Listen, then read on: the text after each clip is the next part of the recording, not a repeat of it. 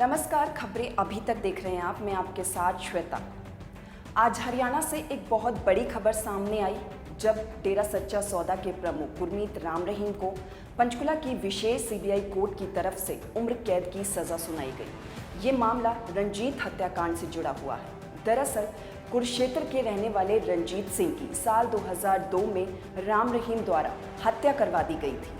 वजह थी साध्वी यौन शोषण मामले में वो गुमनाम चिट्ठी, जिसको लेकर राम रहीम को ये शक था कि रंजीत सिंह ने अपनी बहन से वो चिट्ठी लिखवाई है, जिसके बाद राम रहीम ने रंजीत सिंह की हत्या करवा दी थी। इसके बाद रंजीत सिंह के पिता ने सीबीआई जांच की मांग की और मामला बढ़ता ही चला गया।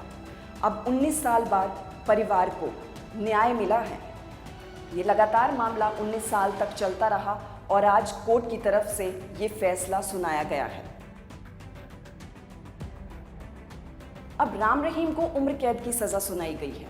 दरअसल कुछ लोगों को उम्र कैद की सजा को लेकर एक कंफ्यूजन है। कुछ लोग मानते हैं कि उम्र कैद की सजा केवल 14 साल तक होती है, तो कुछ लोग ये मानते हैं कि उम्र कैद की सजा केवल 16 साल तक होती है। उसके बाद कैदी को रिहा कर दिया जाता है। लेकिन अब सवाल ये है कि क्या वाकई में ऐसा होता है? उम्र कैद की सजा आखिर क्या होती है? दरअसल सुप्रीम कोर्ट की तरफ से साल 2012 में ये साफ कर दिया गया था कि उम्र कैद का मतलब साफ होता है आजीवन कारावास। अगर आजीवन कारावास यानी कि जिंदगी भर तक जेल में रहना है, तो उसके बाद कुछ कैदियों को रिहाई क्यों मिलती है?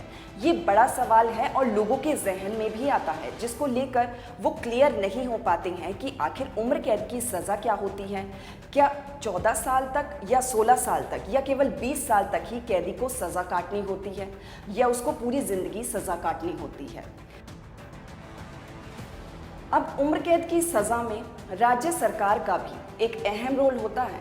अब क्या रोल होता है वो आप सोच रहे होंगे, चलिए वो भी आपको बता देते हैं। दरअसल जब कोर्ट की तरफ से सज़ा सुनाई जाती है तो राज्य सरकार की पूरी जिम्मेदारी होती है कि वो फैसले का पालन करे। लेकिन राज्य सरकार के पास एक बड़ा अधिकार भी होता है।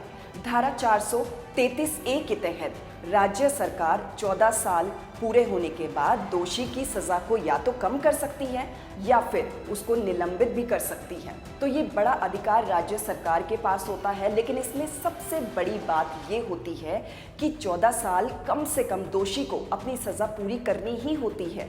उसके बाद ही राज्य सरकार उसकी सज़ा को कम कर सकती है, उससे पहले नहीं कर सकती। चाहे वो 14 साल हो, 16 साल हो या 20 साल हो, उसके बाद ही राज्य सरकार उस दोषी की सज़ा को कम करने का फैसला ले सकती है। वो कोर्ट में याचिका डाल सकती है।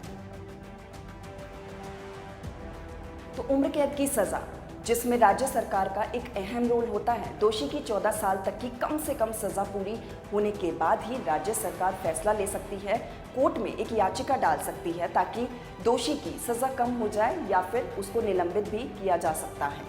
लेकिन इसके लिए कोर्ट को एक बड़ा और महत्वपूर्ण रीज़न भी राज्य सरकार को देना होता है, यानी कि जो दोषी होता है उसको लेकर कोई बीमारी से जुड़ा कोई ऐसा रीज़न या उसके परिवार से जुड़ा कोई बड़ा मुद्दा, इन सभी तथ्यों को लेकर कोर्ट में एक याचिका दायर की जाती है। उसके बाद ही कोर्ट ये फैसला करता है कि दोषी को उम्र कैद की सज़ा जो दी गई है उसको कम किया जाए या निलंबित किया जाए।